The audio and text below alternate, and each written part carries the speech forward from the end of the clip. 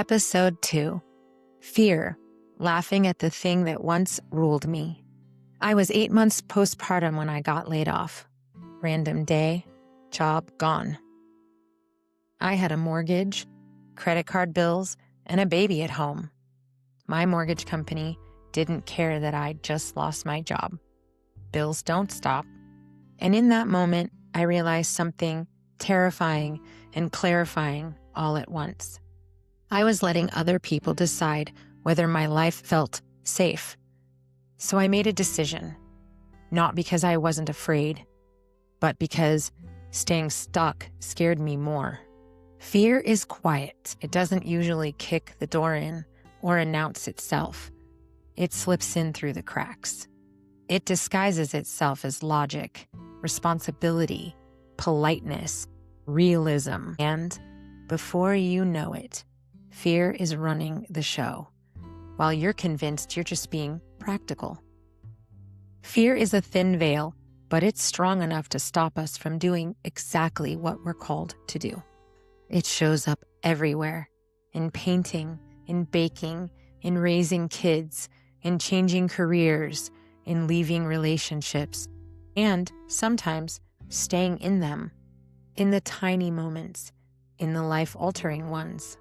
Fear asks one simple question over and over again. What if I fail? And if you listen closely, underneath that question is almost always shame. Let's pretend something. You've dreamed for years of sitting by a window during a storm. A cup of tea, a fire going. You're painting. Nothing fancy, just painting because it feels like you. Maybe you've even built your life around this daydream. You bought the house with the window bench. You put the fireplace in the kitchen. You've got your grandmother's vintage tea kettle sitting on the stove. You know, the Tiffany blue Viking stove you always dreamt about. You know exactly what you would paint, too. And yet, you haven't. Most days, you sit there at that window bench and you hear a quiet voice whisper, "Just do it." But something holds you back. An invisible straitjacket. So what is that thing? What's underneath it all? For me, this podcast is the painting. I'm scared to death. I'm sitting here at this microphone with fear pulling up a chair. What will people think? Who am I to talk about life on a podcast? I've lived many versions of myself. I've met many people along the way. What if people throw mud at me? And trust me, I have haters. Real ones. Vicious ones. People who do not like seeing me succeed at anything, including breathing. So what happens if this reaches them? I'll get tarred and feathered. And honestly, that probably will happen. Here's the thing, though. We all have pockets of our lives that weren't perfectly authentic, some that weren't even moral, but they're still a part of what made us who we are. Fearing that exposure is like fearing having to poop at your lover's house for the first time. It's uncomfortable, it's awkward, it's stinky, but it's also life. If you don't do it, you die. So we have to learn to accept that even the messy, embarrassing, human parts of us are proof that we're alive. The fear of people learning there's shit in my life, literal and metaphorical, kept me silent for decades. Fear of judgment, fear of being misunderstood, fear of abandonment is a big one. And then I realized something very sobering. We are going to die, every single one of us. That's the great equalizer. So I started asking a different what if. Not, what if I do the thing I fear and everything goes wrong? But what if I jump? Is failure an option? Of course it is. But here's the wild part. We live on faith every single day and don't even notice it. We send emails constantly, We don't see the envelope fly through the air. We don't fully understand how it works. We hit send, and we just know it will arrive if the address is right. That is literal magic. Now, rewind to 1971. Ray Tomlinson gathers his colleagues and says, "What if we could send mail through the air without touching it or even licking a stamp or an envelope? No stamp is even necessary." Can you imagine the reaction? And yet here we are. Every major shift in the last 100 years exists because someone didn't let fear win. And this is why I'm sharing this. Because I want to show you what fear looks like when you walk through it, not around it. So here's a story I need to tell you. A story about fear, power, and betting on myself. I was a brand new mom. My baby was 8 months old, and I got laid off. Random day, job gone. I had a mortgage, credit card bills, and a husband at the time who loved to spend. My mortgage company didn't care. Bills don't stop. And what I felt more than anything was trapped. What wrecked me wasn't just losing the job. It was realizing how much power someone else had over my life. One decision and my sense of safety disappeared. I remember thinking, I cannot live like this. Paying someone else so they could spend their time with my child while someone else decided if I could pay my bills. That system felt so broken to me. I was 31 years old, no savings, no safety net, but I was very clear about one thing. I do not want to work for someone who held all the power ever again. So I asked myself, what could I do? I had this wild idea. What if I started a mobile teeth whitening business? I used to dabble in acting and modeling. I had friends who went on to become very famous, some who are on television today. And everyone talked about wanting whiter teeth. But no one could afford $400 dentist treatments, especially on an out-of-work actor's budget. So I thought, what if I came to them and charged less than $200? Would anyone want that? I honestly didn't know, but I was unemployed now.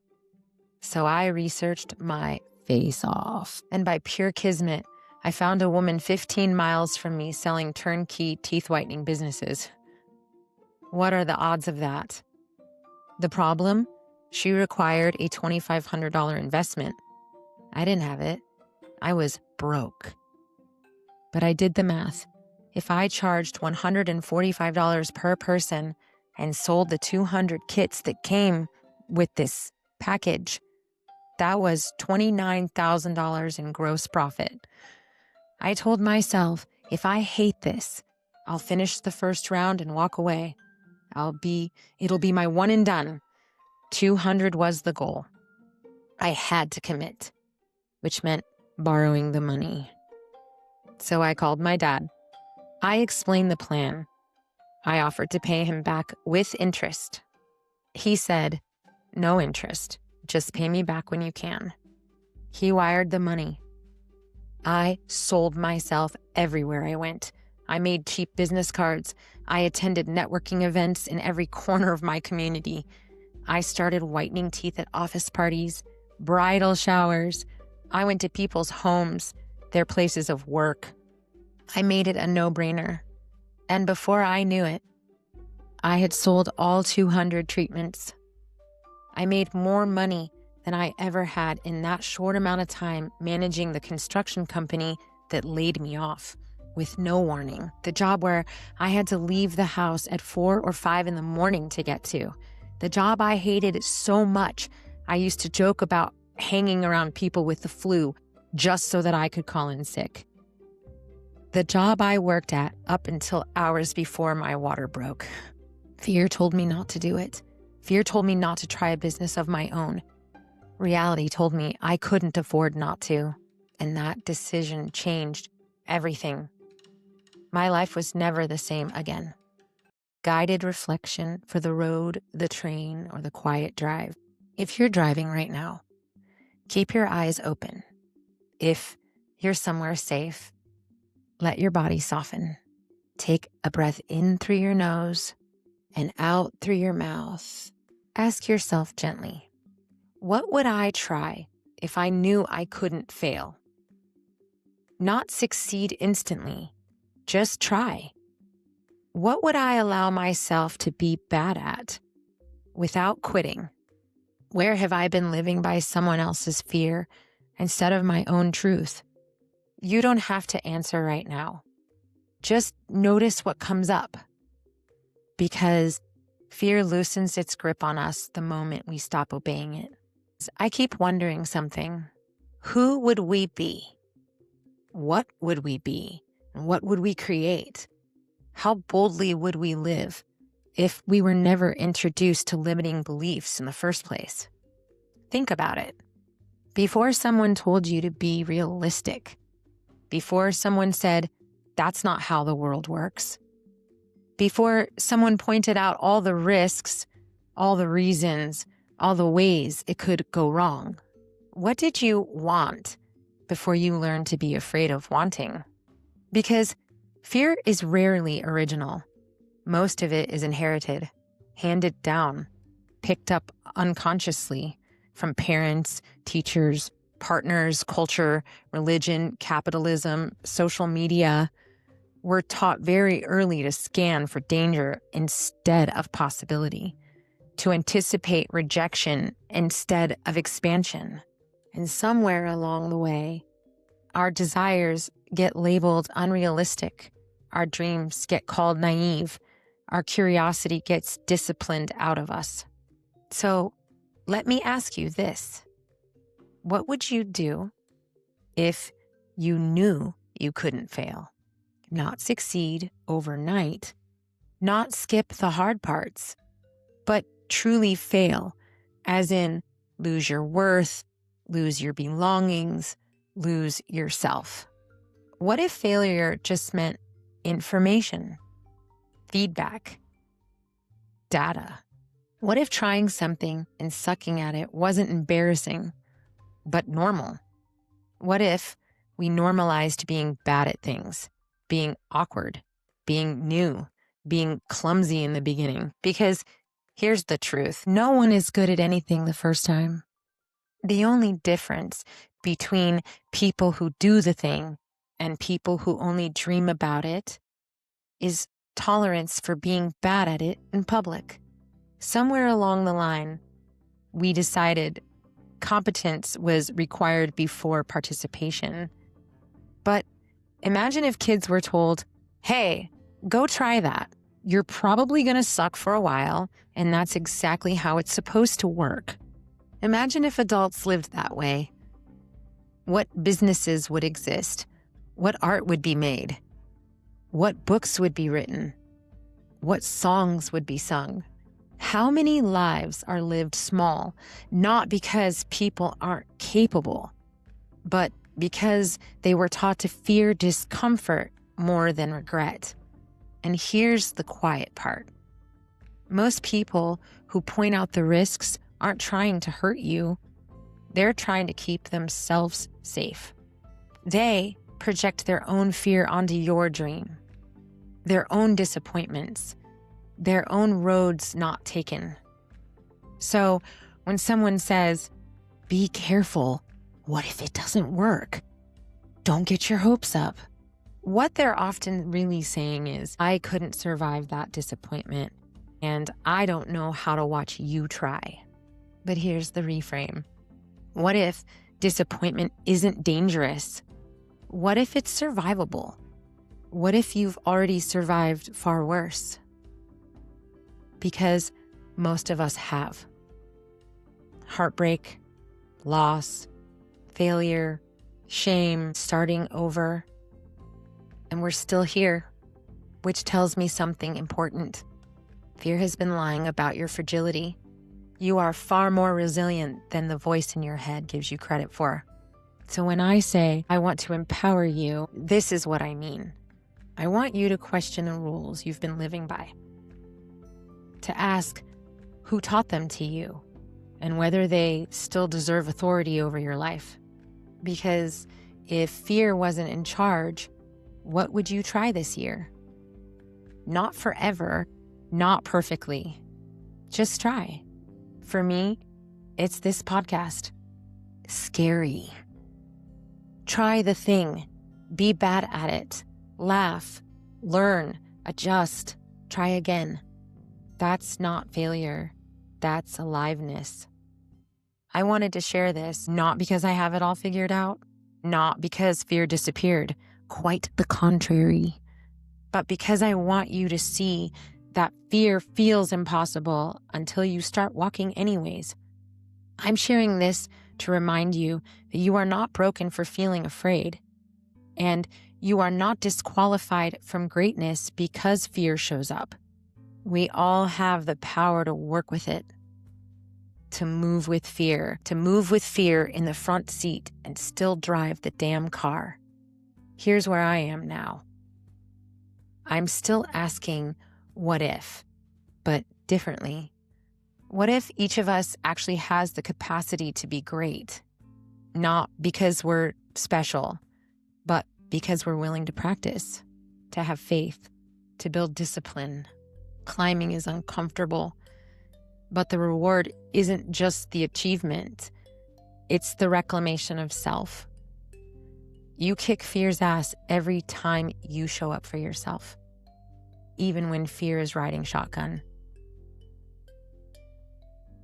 You say, hey, fear, I see you. You can sit up front if you want, but I'm going anyway. Because this life is a blip and I'm taking my shot, Alexander Hamilton. Why not? So if there's something whispering to you, painting that bird, writing that story, trying yoga for the first time, know this: every step toward what you need makes you stronger. Self-love is the greatest love you can give. And lately, I'm hooked on it. So let's try something together. Let's shift the narrative from, oh my God, what if? To, okay, what if? Yes, doing things that make you shine will bring the haters out of hiding. We all have them. But zoom out. There are over 8 billion people on this planet. Even if 1,000 people dislike you, that's statistically irrelevant. In non-mathematical terms, who gives a flop? Fear thrives on proximity and noise. Distance and perspective starve it. So, stay hungry for the magic. This is Appetite for Alchemy. I'm your host, AK. See you next time.